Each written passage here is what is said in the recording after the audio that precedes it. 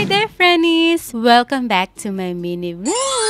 So, for today's video, samahan niyo ako mag-ayos dahil may pupuntahan tayo ngayong araw. So, bago ako mag-apply ng makeup, maglalagay muna ako ng moisturizer. Nabili ko nga pala to sa TikTok. Kailangan pantay yung pagkakalagay ko. Kaya maglalagay din ako sa kabila. At ayan, tapos na. Kaya maglalagay naman ako ng eye cream. Napapansin ko kasi ang laki na ng eyebag ko. Syempre, wag natin kakalimutan maglagay ng sunscreen. Sa init ng panahon ngayon, giatay!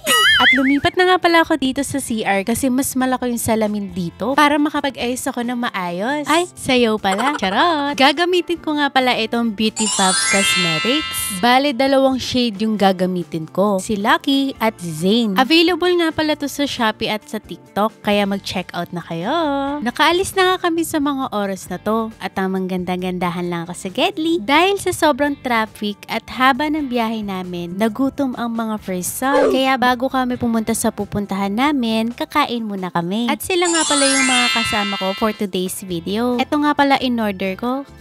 Nalala ko, naka-video pala ako. Kaya kain po tayo. Pagkatapos nga namin kumain, ay dumiretso na kami dito sa Estancia office dahil may media guesting si Babe. Sa mga oras na to, nandito na kami sa office ng Rappler kung saan dito siya magi-guesting. Grabe, sobrang lamig pala dito. Flex ko lang to, super cute kasi eh. Ayan, nagsisimula na sila mag-rehearsal dahil ilang minuto na lang magsisimula na ang live. Ito nga pala yung mga nangyari.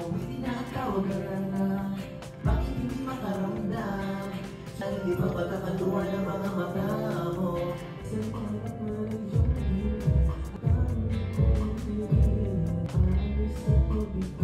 Sa mga oras na to, tapos na yung live ni Babe at naghahanap na siya ng space para isulat yung name niya. At ayan, nasulat na niya. Congratulations, Babe! Outfit check! Geng geng! At ayan, bago kami umuwi ay magaganda-gandahan ulit ako. Charot! Magdi-dinner muna kami dahil medyo late na rin pala. Tapos na rin pala kami kumain at eto sila, hindi na nila napigilang maglaro bago kami umuwi. Bumaba na rin kami kasi dumating na yung Grab na binook namin at sa mga oras na to ay pauwi na kami.